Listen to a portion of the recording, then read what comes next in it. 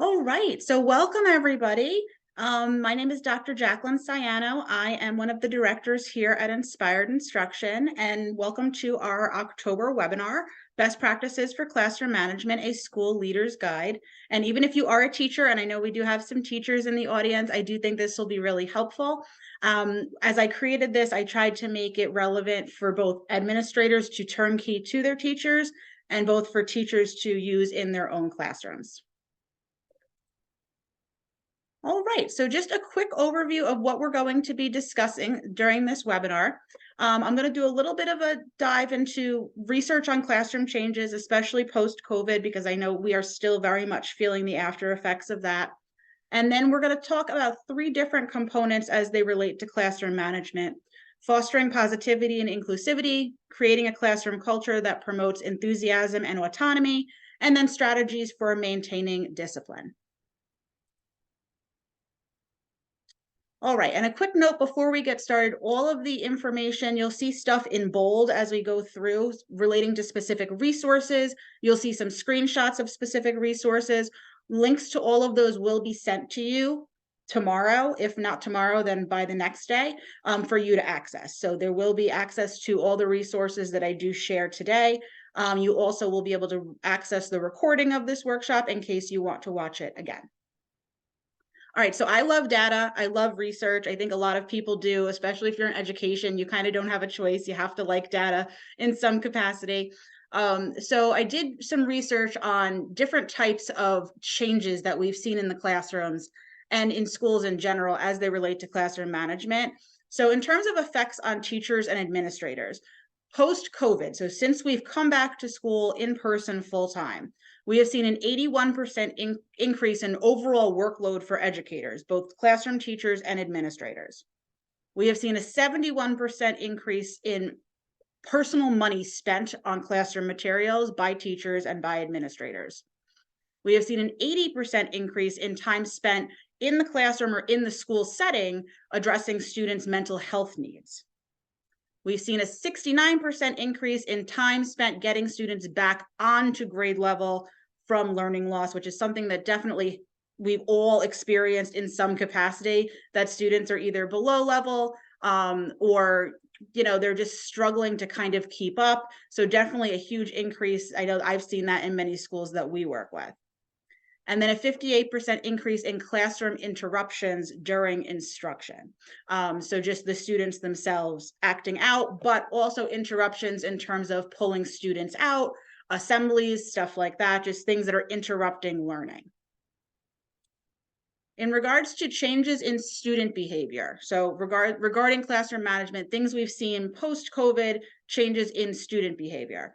A 56% increase in classroom disruptions specifically due to student misconduct, a 48% increase of acts of disrespect towards teachers and staff, a 49% increase of negative behaviors outside of the classroom, 42% increase of use of prohibited electronic devices. So that could be anything from cell phones to vape pens, but just an overall increase.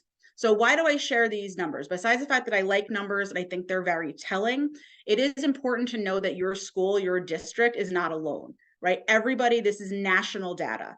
So nationally, we are struggling as educators. Students are struggling, administrators are struggling, teachers are struggling. Classroom management is an issue, but it's not only your issue, is my main point, is everybody is struggling. So really my hope today is to, if you're an administrator, give you some tried and true strategies that you can turnkey to your staff. And if you're a teacher, give you those same strategies that hopefully you can implement in your own classroom. So record numbers, students are checked out, they are stressed out, they are unsure of their future. And that is, again, like I said, it's a nationwide issue. So it's just important to know that we are not isolated. We are not alone. It is everybody facing this. The biggest thing I hear from teachers, I work with teachers on a daily basis, disengagement, right? Students are overall, they are disengaged. So there's a lot of possible causes for this. Conditions during virtual learning definitely did not help. The biggest complaint I get from teachers is students have forgot how to do school. That is the #1 complaint I hear from teachers and administrators. So those bad habits of laying around in their pajamas all day, or, sneaking off to play video games instead of doing virtual learning. Those bad habits have definitely been brought into the physical classroom. Students have social anxiety. We know that there has been an increase in mental health issues across students across the country. So a lot of that has to do with social anxiety. So being in a classroom does obviously exacerbate that. Students find school to have less value. I think that's especially true in the upper and high school grades. Students have addictions to screens. We know this. And as much as we try to incorporate technology, we know that technology cannot be the sole source of our educational repertoire. And students being addicted to screens and being addicted to that constant light and movement, when we switch away from technology, they are more likely to be disengaged. And just overall lack of academic progress. Students are stressed out. They feel like they're not where they should be or not where they want to be, and that does cause burnout in students as well. So I definitely would like to hear from you. I'm going to put a link in the chat for a Padlet, and I want you to think about, whether you're a teacher or an administrator, what specific behaviors do you see have been like the biggest change areas over the past year? What are the biggest changes you've seen in students and teachers? Think about in the realm of classroom management over the past year or two. So if you open up that Padlet, I just put the link in the chat. You'll see it looks like a bunch of little books. I do like my books. And all you have to do is press the little plus sign on the bottom. You do not have to put your name. What changes are you seeing in the classroom? Think about specific behaviors that you feel have changed in students and teachers in regards to classroom management over the last year, over the last few years. Thank you. They can't be off their devices for more than 3 minutes. It's true. It's almost like they have some kind of strange fit if their cell phones are too far away from them at any given point. That is absolutely an issue. Thank you for sharing. What else do we got? What big changes have you seen? It could be teachers or students. Focus issues. Students are having difficulty focusing. Absolutely. Students have a hard time doing things independently. More disrespect towards teachers and their peers. Absolutely. Teachers know that the students are changing and the behavior is changing, but they're struggling to adapt their practices and expectations. That's a really good one. It's definitely one thing to see that, oh, the students are changing and things are becoming more challenging, but how do we as educators adapt our practices, our behaviors, our expectations to meet the students where they are? Excellent. Increase of absences and tardiness. Absolutely. Thank you so much for sharing. That was awesome. And I think, again, a lot of you probably are seeing these and saying, oh yeah, that's in my school too. Oh yeah, that's us too. Again, these are national issues. Students not interested in homework. Absolutely. Thank you guys so much for sharing. So again, it's important to know that these are across the board issues. Everybody's struggling. So my hope for today, again, like I said, is for you guys to get some tried and true practices, maybe some new tools for your teacher toolbox, new tools to share with your staff that will address some of the issues that you're seeing in the classroom. I love this quote. I think it's really important. I think it really is the crux of what we're going to be talking about today. Things have changed, right? Our students are different. Our schools are different. Our teachers are different. We have to redefine the way we think about students. That means how they develop, what they need, and how we interact with them. And I think that was perfectly stated on the Padlet as well as one of the comments. So we need to rethink, how are we addressing these students? All right, so 5 components of effective classroom management. So what I did was I took these 5 general components and then I broke down our agenda into 3 larger umbrellas. And I think these 5 kind of fit under those 3 umbrellas in different ways, shapes, and forms. So 5 components of effective classroom management: developing effective working relationships with students, training students on how learning takes place in the classroom, protecting and leveraging our time, anticipating student behaviors in well-written lesson plans, establishing standards of behavior that promote student learning. So what I did was kind of group these together and then took our focus areas and put them all into one general best practice section for each of our 3 focus areas. So our first focus area is developing effective working relationships with students, specifically fostering positivity and inclusion. So this is one of my favorite little things. It's called Teaching with Heart. And it's basically general tips for developing respect, trust, and equity. And I think this is really helpful. If you're an administrator, this is definitely something that you could screenshot and send out to your teachers. If you're a teacher, I think it's just a good thing to keep in the back of your head.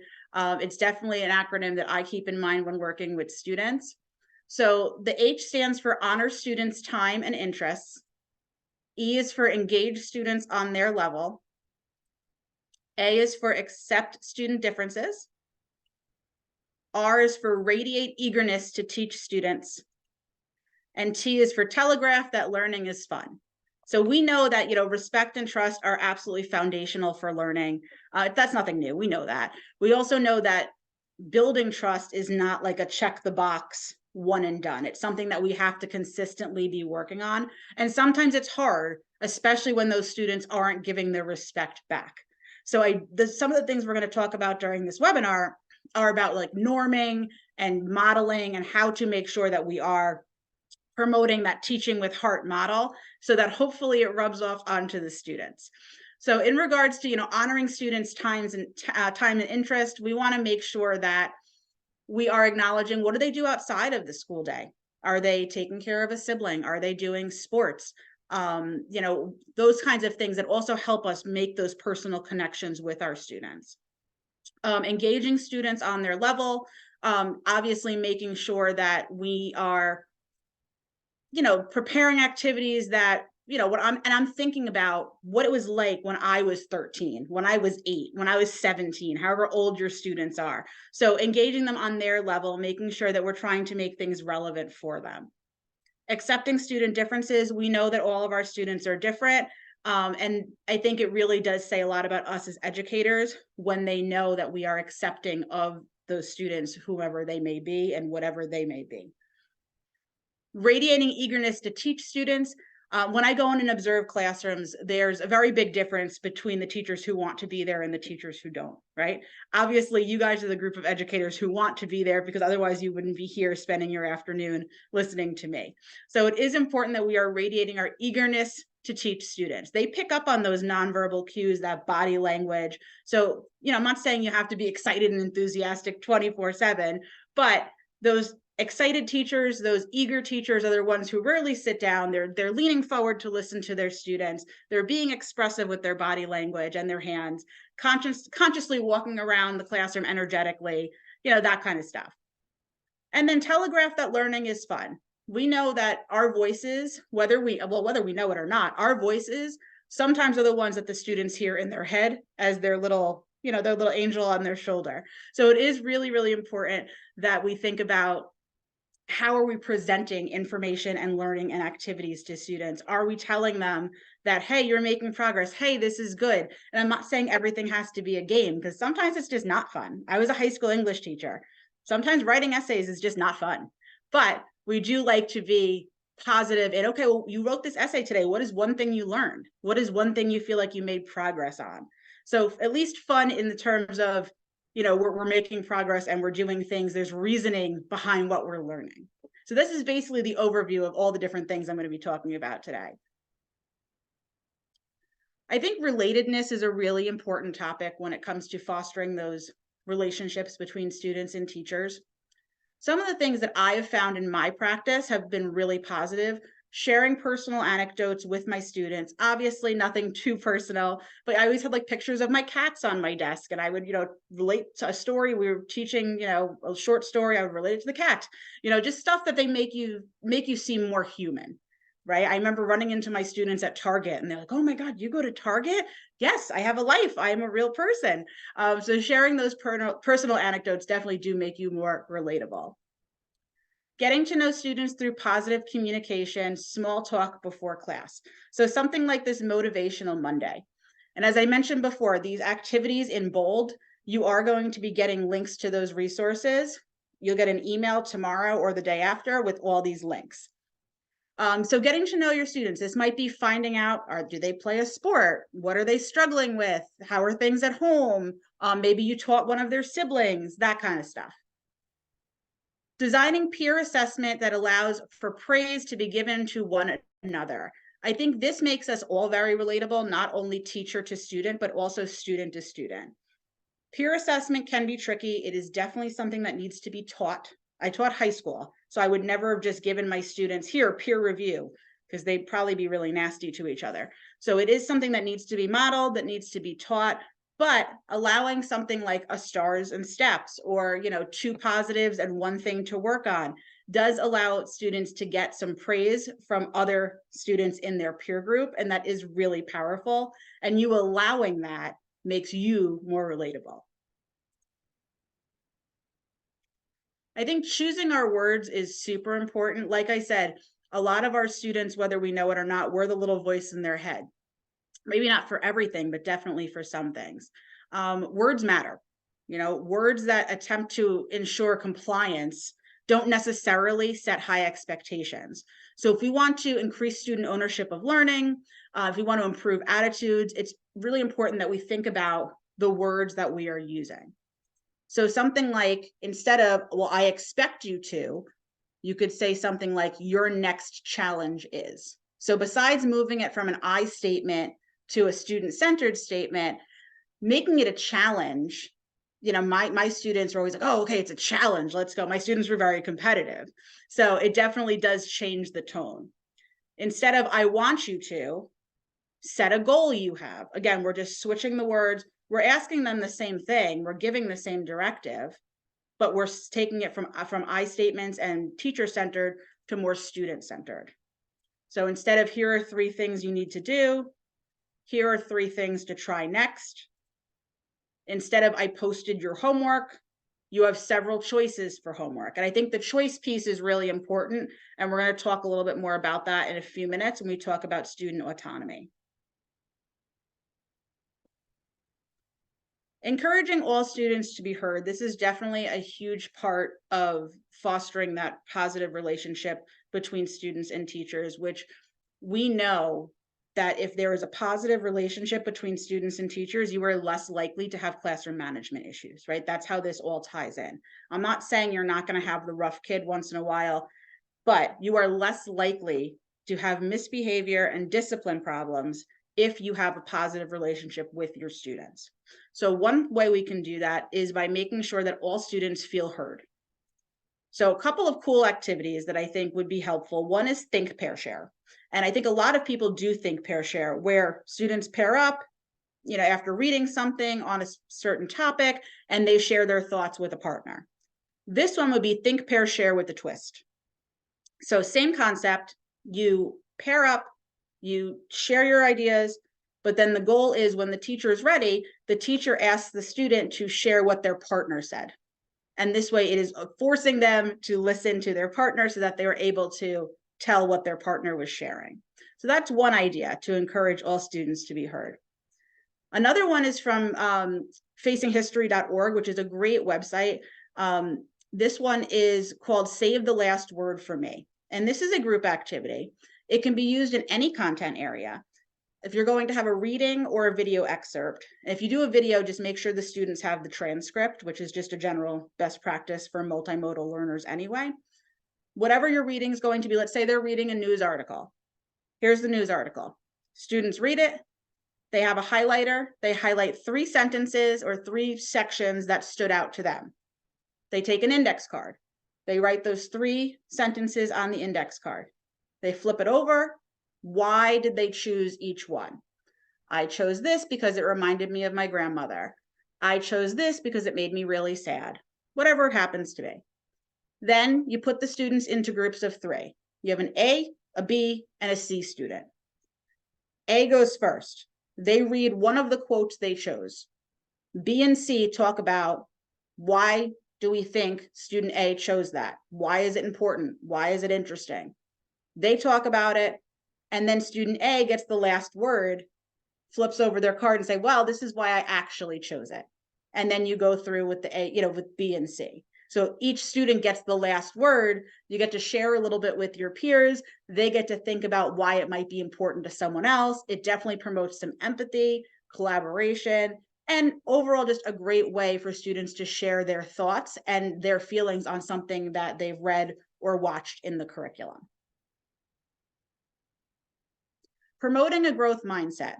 So just a quick overview of growth mindset. And I think if you're an administrator, this is definitely something that as an administrator is applicable to you too, but then also something that you can turnkey to your teachers.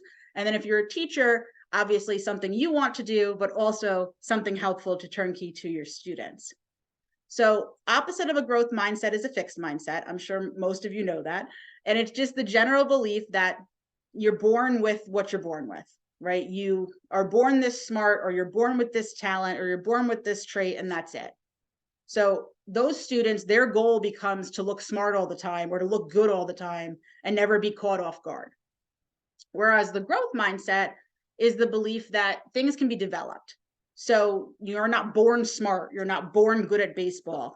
You can grow those things through effort, teaching, learning, persistence. Everybody's different, but everyone can achieve if they work at it. Okay, so being able to grow as opposed to just staying. And this is one of my favorite quotes. Nothing is impossible. The word itself says I'm possible. That is the overall, idea of promoting a growth mindset. So how do we do this with our students is the question. Using mistakes as learning tools. So there's a couple of little best practices, and then I have an activity that I really love that I want to share with you that does promote this growth mindset. Talk about learning from your own mistakes. Again, when it's relevant, when it relates to a topic you're teaching, when it relates to students who are struggling. It took me, a year to learn how to ride my bicycle. I kept falling off, but I got back up. Your own personal mistakes. Praise the effort, not the outcome. You're trying, right? You haven't got it yet, but you're trying. You praise the effort, not necessarily, oh, you didn't figure it out. Oh, you got it wrong again. We want to praise the effort. Use the word yet a lot. You haven't figured it out yet. You haven't perfected it yet. We haven't gotten there yet. It's really, really important because it really just shows that it's okay that we're not there yet, but we are working towards it. Encourage a healthy attitude towards challenges. Those students are always watching. Even when you don't think they're watching, they're watching. And we always, we have challenges in the classroom. There might be a terrible text message we get during the course of the day. That's a personal thing. It might be having some other kind of issue, but we want to make sure that we are encouraging a healthy attitude. We are modeling, this is what happens when we have a challenge. I see a couple of raised hands. So Jackie, I am all ears. And I also see Anne Marie. I'm sorry, mine accidentally got muted No or problem. got raised from before when I couldn't talk or I couldn't chat. No worries. I just didn't pull it down. I apologize. No worries. And letting them know that failure is part of the process of learning. I always love the activity of all the different people, famous people who failed multiple times before they got it right. Like Michael Jordan is my favorite example. Didn't make the freshman basketball team. He's Michael Jordan. So I think it's really good to kind of give those examples. And one of my favorite activities, and this will be linked in your resources sheet, is a video called The Power of Yet. And basically it asks students to take these phrases that students often use and rewrite them using positive growth mindset terms. So instead of I'm terrible at this, it's I'm not good at this yet, but I can learn. So also, I will always be bad at math. Just having them take that sentence and flip it and write it for growth mindset. And I do think it's a really cool activity. It teaches students through hands-on how it works. Depending on the age and the level of your students, you can have them make up their own statements for the first column instead of giving it to them. If they're younger or you need something scaffolded, you could absolutely just give them the ones that are already filled in. But really cool activity and does teach the importance of that growth mindset.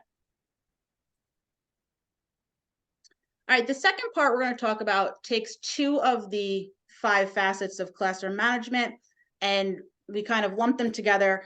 training students on how learning takes place in the classroom, and then protecting and leveraging time.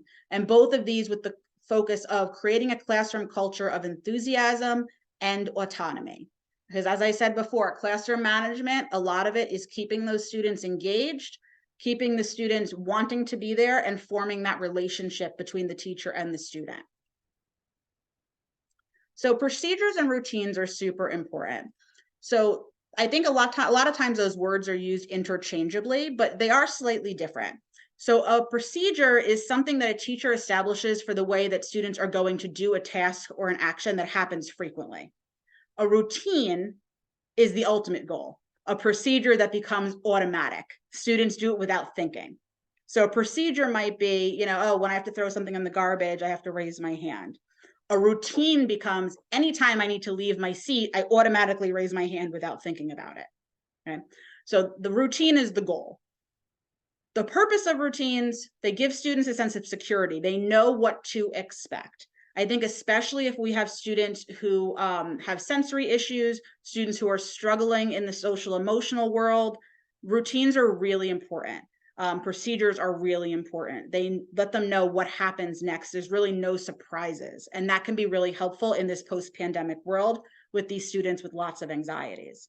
So having predictable patterns in place is really important, because then you're spending less time dealing with who's got to go to the bathroom, who's got to go to the nurse, who's got to do this, and more time on meaningful instruction, because the kids know exactly what to do. And it does take training. It takes teaching. I used to spend the whole first week of school going over all different procedures and routines.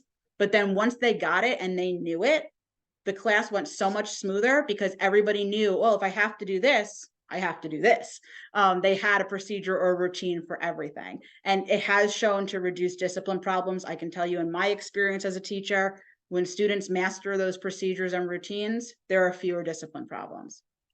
So things that might need routines and procedures, what are you going to do to get the attention of your class? Some people hold fingers up. Some people flick the lights. Some people have a bell, something. What about when the students have to move through the room, like for centers, when they have to leave the room, when they have to get supplies, when they have to work in groups, or then transition from working in groups to working independently? What happens if there's a fire alarm? What happens if there's an announcement? All these different things. What happens if I finish early?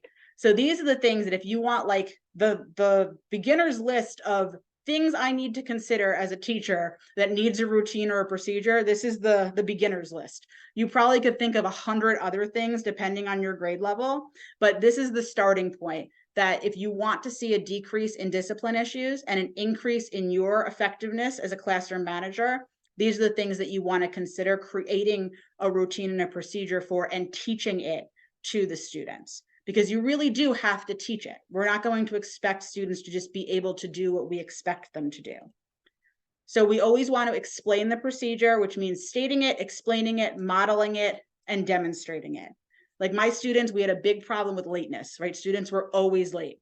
So that first week of school, if a student was late, I would use them as a model. Okay, you're late. Everyone stop what you're doing. Let's watch Brandon. What does he have to do now that he's late? What is the problem? Not to embarrass him, but just to use him as a model. And again, didn't get in trouble. It was the first week of school. People were still figuring out where they were going, but used him as a model of this is what we do. And the next person that came in late, we do it again, and we do it again. That whole first week was all about explaining, modeling, and demonstrating. Then we rehearse it. Okay, you might want to have them, have a sample person, like, okay, Erica, you're going to go pretend to be late, and have them monitor it, reteach it as needed. Reinforce, you practice and reinforce those procedures until they become routines. And again, it is time intensive, and it is something that even though it is October, you absolutely could start doing now. And you just go through the process as if it were September. You do a week's worth of whatever, and you explain, you rehearse, you reinforce, and that that procedure will become a routine with enough practice. And time. I think time can either be your greatest friend or your greatest enemy when it comes to managing your classroom. Best practices as a teacher for using time to your advantage. First thing, make sure there is a clear start and end for all activities or tasks. So we are going to work in independent time for 10 minutes. We are going to then switch over to group work after this time, making sure, again, knowing what is going to happen. Again, those students who have sensory issues, those students who are, having social emotional issues, having the expected, even if you want to put it up on the board of here's the schedule for this period, it is really important. I love timers. I think anytime the students are going to be doing independent or group work, anything other than whole class instruction, I think showing a Google timer or some other kind of clock is really helpful, especially for our visual students, so that they know how much time is left and how much time they have to complete whatever the activity is. This is a fun one. Use odd increments of time. And I've tested this out and it really does work. Telling students they have 10 minutes versus telling students they have 9 minutes makes a difference. The 9 makes them pay attention. I don't know why it is, probably because it's just not a number they're used to hearing, but 9 minutes versus 10 minutes, or use 11 minutes. But for some reason, that odd number makes them focus more and be more aware of how much time they have to complete an activity. And then lastly, set goals for what can be completed in a given amount of time. That's something I used to put on my whiteboard. I used to put, okay, you have until 8:07 to, and put exactly what they need to have done. So that is the goal. You could ask them to contribute to, okay, what do we need to have done? Can someone repeat for me what the goal is? How much time do we have? Just make sure that everybody is aware. Again, students knowing what to expect and what happens next really does eliminate that anxiety, which can eliminate some of the discipline issues. I also love this what to do cycle. I think a lot of people, and some people wrote it in our Padlet before, students have a hard time doing independent work. They have a hard time following directions, and they have a hard time focusing. So this is a cycle that I think is really helpful. Again, it's something that you need to teach, but it is a best practice on how to give students directions. So it starts with giving the directions, clear, concrete, observable that the students need to do. By 8:17, I need to see everybody with their writing folders on their desk. By 2:17, I want to see everyone with problem 2 on their worksheet completed. Very specific, very concrete, very observable. And the thing with the observable is we want you to be seen looking. As a teacher, we are looking deliberately for the follow through after directions. So the students want to know that you're paying attention, right? That, okay, well, she said I have till 8:17. It's 8:16 and she's at her desk grading papers. I guess it doesn't matter. We want to make sure that you are looking. Narrate the positive. Acknowledge students as they get started. Thanks, Mike, for getting started right away. Oh, I see Jenny already has her writing folder out. Oh, okay, Mark is already on problem 2. Making sure that you are pointing out the positive so students know it is important to you and therefore it becomes important to them. And when necessary, you make corrections. Least invasive as possible, such as positive group correction. Oh, I want to make sure everybody's pencils are moving, make sure everybody's on page 7. Or you can do something more anonymous instead of saying, Mike, you need to turn to page 7. Oh, I want to make sure that I still see 2 more people who still need to start problem 2. But making sure, again, the whole goal of this is so that the students know that you are looking, you are watching, and that it is important to you. Promoting student autonomy. I think this is a big one, and it doesn't always eliminate student discipline issues, but it does increase engagement, which we know leads to fewer discipline problems. So it definitely helps, and it also helps students just feel like they're more part of the class. So I think providing students with choice is really important. So stuff like choice boards, learning menus, tic-tac-toes, where all the skills are there, all the things are there that you want them to learn, but they get to pick. And them getting to pick, I always used to use it as an excuse of, well, you chose it, so you can't tell me you don't want to do it, you picked it. So it is really helpful to give them different options. Allowing students to make their own connections to what they're learning, and setting up time for goal setting and tracking of progress. So I really like choice boards and I really like SMART goals. Those are my 2 go-tos. So for choice boards, again, they tell them they have to pick 2, they have to pick 1 from each column, they got to make an X, however you want to do it. And then for SMART goals, they are setting up a specific, measurable, attainable, relatable, timely goal. And again, you'll get links to these in your resource sheet where they know what they have to do. I think SMART goals are great, especially with longer projects, and it makes them accountable for their learning. And if they are accountable for their learning and they're paying attention to what needs to get done, they are less likely to act out. They are less likely to cause disruptions. Other ideas for promoting student autonomy. Create lessons that allow for explaining of their thinking, so not just circling the right answer. I think anytime we can engage students in metacognition, it keeps them more engaged. So something like an answer analyzer, I know that answer A is 7, or I know it's correct, I know it's incorrect, whatever you want to put there, because. So making them explain what and why they chose that answer. And I think it's really helpful instead of just, especially for a multiple choice, it's really easy to circle, letter D, but to explain why you think it's correct is a little bit more deeper thinking. And gather feedback. Make changes based on students' suggestions. I think that was one of the hardest things for me as a teacher, because sometimes it's hard to think about, well, what can I do better? Because honestly, we're swamped. We're doing a million different things. We're thinking about differentiation. We're thinking about assessments. We're thinking about faculty meetings. But it is important to do some kind of class feedback. Something like this, I used to do once a marking period and hand it out. What's going well? What are you struggling with? What changes can I make? And I took them home on a Friday and I laid them all out on my living room floor. And some of it was really good because it was anonymous. Some of it was, we should have more pizza parties. So you're going to get stuff like that. But some of it was good. Like, oh, I want to switch groups more because I feel uncomfortable in my group. Or I feel like we need more practice with nouns because I'm having a hard time. Students are more likely to be honest when they're anonymous, and we know this. So getting this feedback and being able to apply it to your teaching not only makes the students feel like they have a voice and that they're involved, but also can help you improve your practice because we know students are struggling right now. Making learning relevant, really important, again, for that engagement piece, which we know more engagement, fewer discipline issues. If you can, some schools don't let you, but if you can choose your own curriculum materials, making sure they're meaningful, real world problems, news articles, lyrics. I just saw a whole article the other day about how there's a college teacher who is just throwing Taylor Swift lyrics into all of her world literature classes and having them make, comparisons. I think that's really cool. So anything that you can do, and I think paired texts really come in handy here, because if you are required to teach whatever it happens to be, you can find a cool paired text that is more relevant, that might gain student interest. Plan discussions that matter in the real world. And again, I'm not saying every class can just be, let's talk about current events, because you do have a curriculum you have to follow.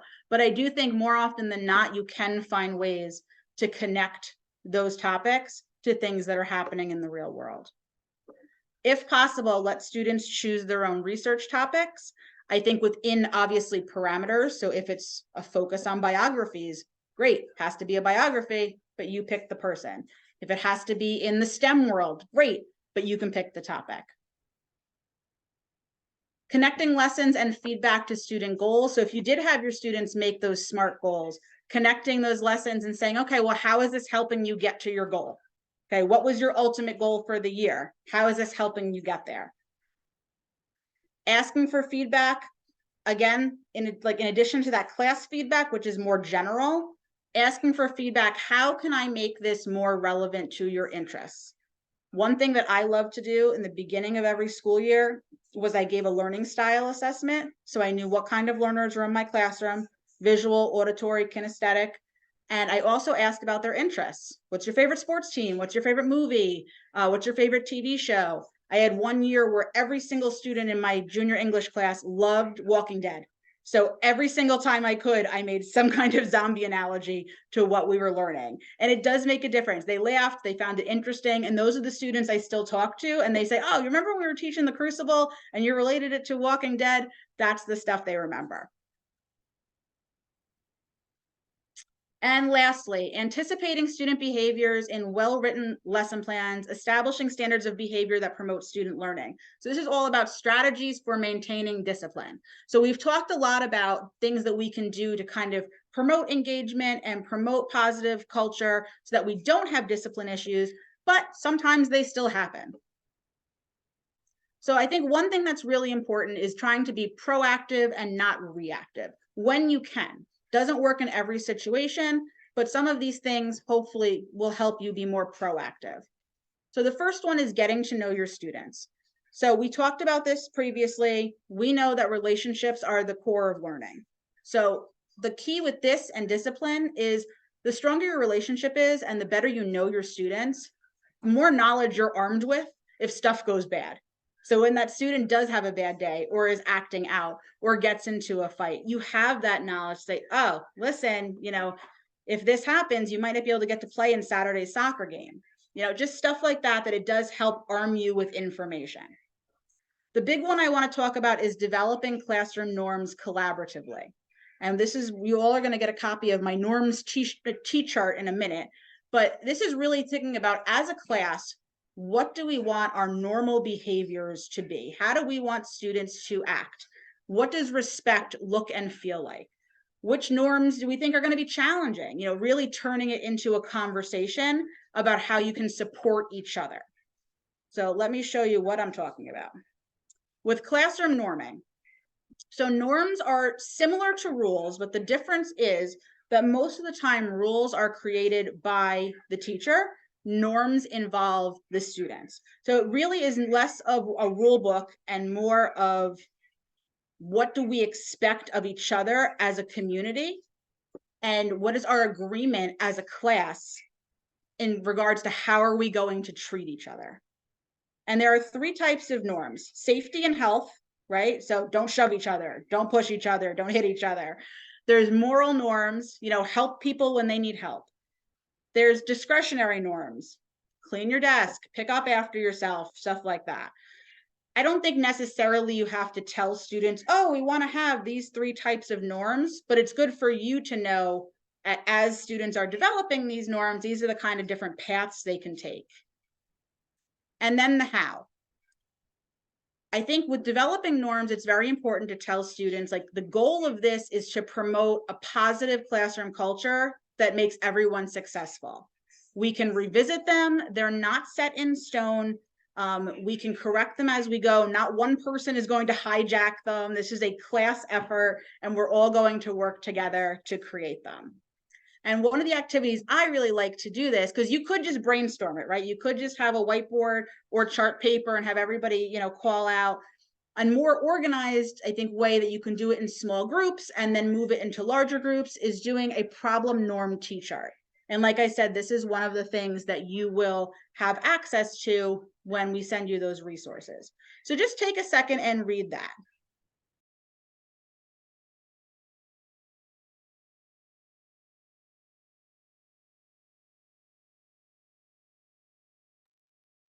So column 1 says, in the last few weeks, what has interfered with your learning? And then column 2 is, what norms could prevent this from happening in class? So you could give your students a scaffolded version that has this example in the top row in the green. So a student might say, well, students laugh when kids make mistakes on math problems, so sometimes I really don't want to raise my hand. That's something that interferes with learning. So the goal would be create a norm that we can agree on in the class, as a class. What can we do to prevent this from happening? Really simple.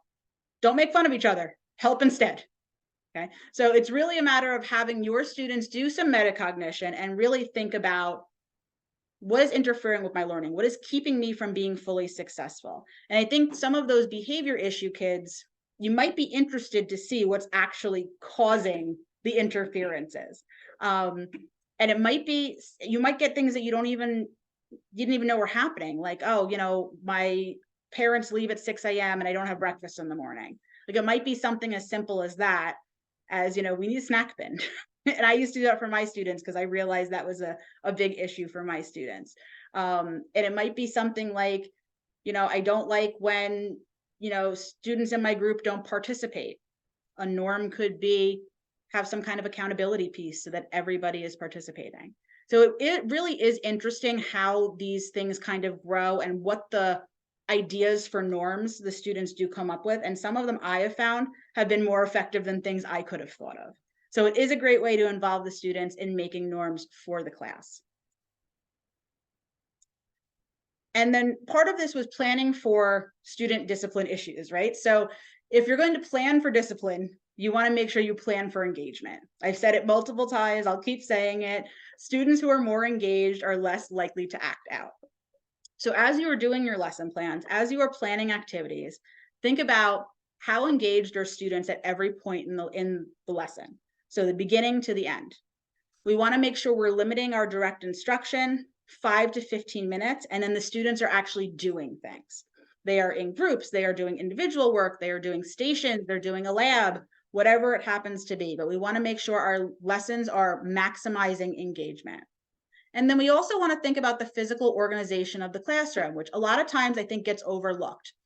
Obviously, classrooms that are in rows, if you look at this graphic, I really like it. You can see the students who are represented by the white circles are really not necessarily getting as much of the teacher's attention, or maybe not as engaged as the ones in the black and the gray circles. And then same thing goes for here. The students in the middle of the U are definitely going to be more engaged than the ones on the side kind of are out of our peripheral sometimes. So they tend to fall off. And then what it looks like with groups.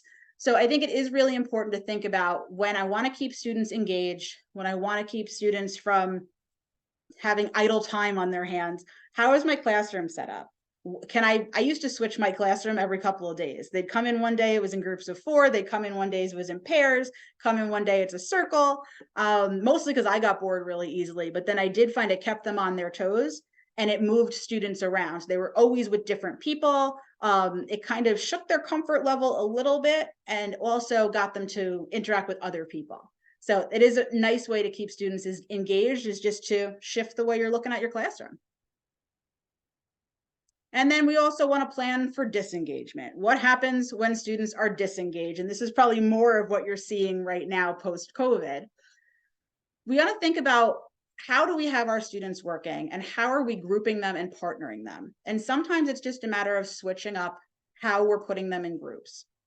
You can do random grouping with like color number cards. So each student gets a card. And I like these because you can literally give them out the beginning of a week and then change it every time. Today you're working, if you're an A, you're working with your A's. Today, if you're a 1, you're working with your 1s. If you're a red, you're working with your reds. So these cards give you 3 different ways to group students, and you just have to make one set, and you can reuse them. So I really do like that. I think random grouping is great. You could also do a deck of cards. My kids found this really fun. Each kid gets a card. Okay, everyone who has a spade is going to go over here. Everyone has a heart over here. If you have a red card, you're doing this. If you know, all my 2s are going to work together, however you want to do it. But it is interesting and a different way to mix it up. I think that's definitely more fun for older students, but it could definitely work for, Uno cards for younger students as well. And then Kagan grouping is really cool. So that's this graphic here with the green and yellow boxes. If you keep your students in groups of 4, and a lot of classrooms I'm in, they do that, it's just changing who you're working with today. So instead of working with your whole group, you might be working with your face partner. So that would be the 1 and the 4 or the 2 and the 3, person you're facing.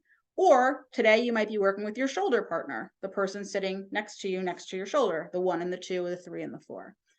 So they're just varying ways to keep kids engaged. The biggest thing I've seen with students is keeping them on their toes in terms of, the routines and the procedures, and how the classroom works, but the activities and the way we do the activities are going to change. And I'm going to try to keep you as interested as possible because learning is fun. That's really the message you want to send. All right, supportive and responsive discipline.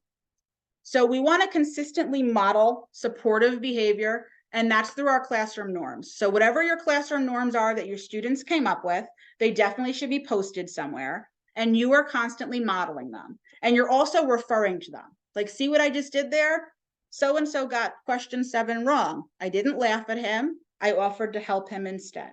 So it's just referring and modeling consistently. Redirecting behavior using positive language.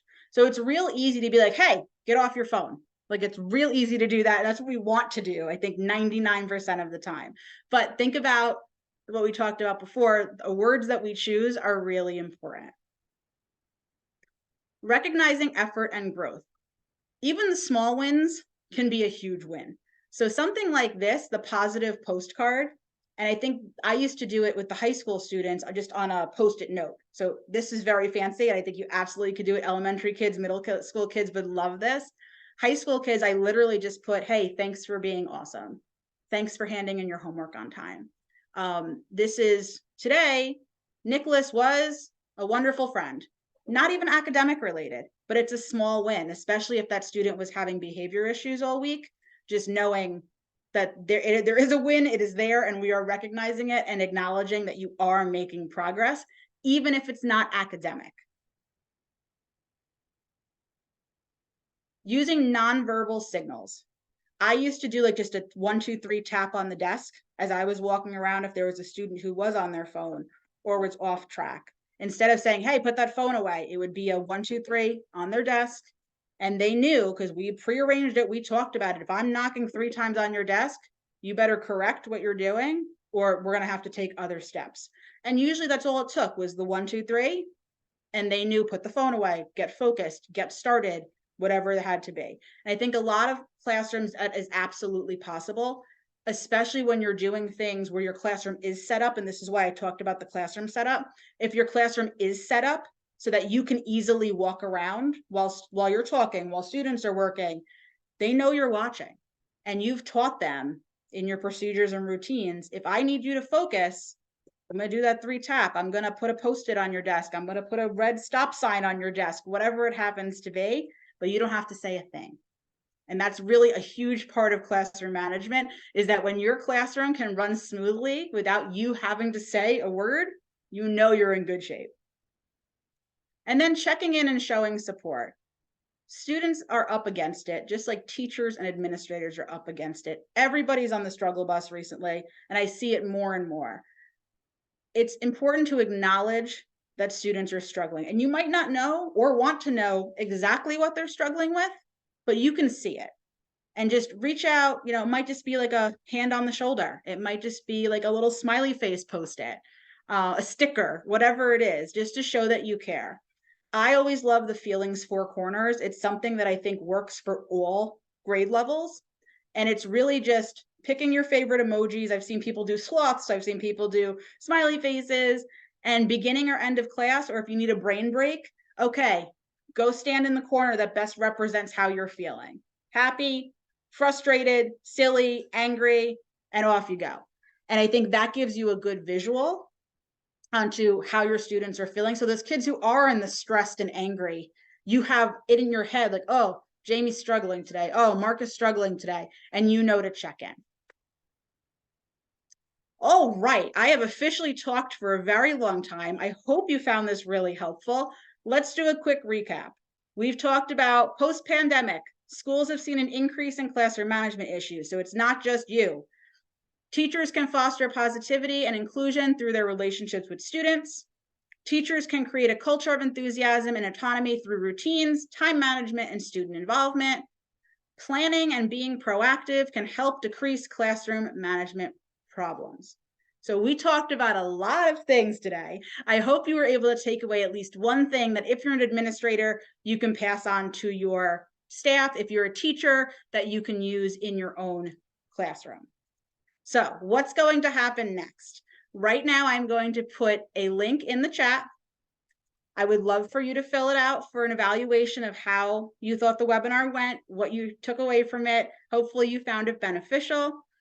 Over the next couple of days, you're going to receive an email with the links to all the resources that I mentioned.